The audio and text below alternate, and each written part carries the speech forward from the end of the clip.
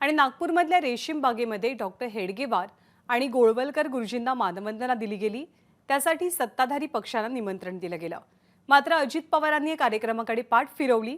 त्यावरनं आता विरोधक आणि सत्ताधारी यांच्यात चांगलीच जुंपल्याचं पाहायला मिळालं। मुख्यमंत्री एकनाथ शिंदेंनी आज राष्ट्रीय स्वयंसेवक संघाच्या मुख्यालयाला भेट दिली।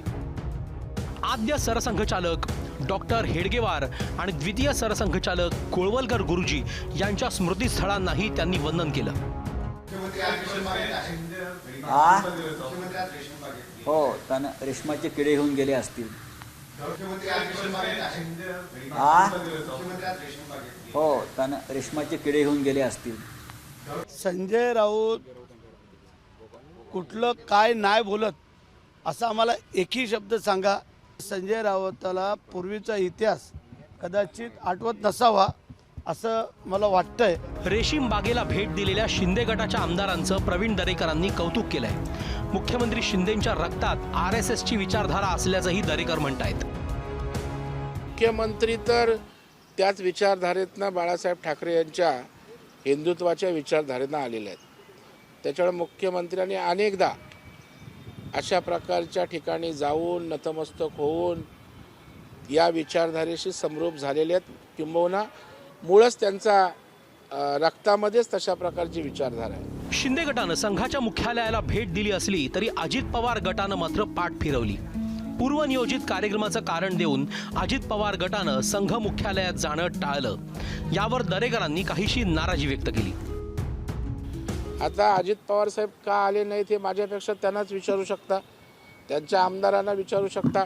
पण मला वाटतं त्या ठिकाणी येऊन दर्शन घेऊन त्या ठिकाणी एक ऊर्जा स्रोत राजकारणात सामाजिक क्षेत्रात मिळत असतं, ते काय घ्यायला हरकत नव्हती।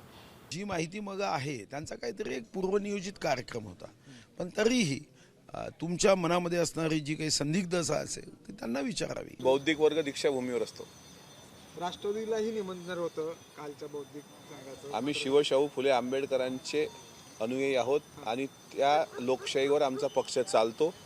लोकशाहीची आमच्या पक्षाची विचारधारा आहे। कोणाला संघ शाखेत जावं वाटलं त्यांना संघ शाखेत जावं, कोणाला दीक्षाभूमीवर जावं वाटलं तर दीक्षाभूमीवर जावं। एकनाथ शिंदे हे हिंदुत्वाच्या मुद्द्यावर भाजप सोबत गेल्याचं सांगतात, तर राज्याच्या विकासासाठी भाजप सोबत गेल्याचा अजित पवार गटाचा दावा आहे। संघाच्या मुख्यालयात जाणं टाळून अजित पवार गटानं आपल्या विचारधारेत बदल झाला नाही हेच दर्शवण्याचा प्रयत्न केलाय।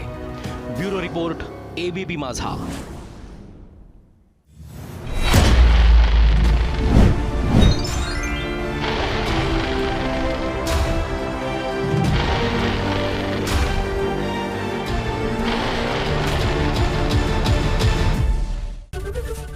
एबीपी माझा, उघडा डोळे बघा नीट।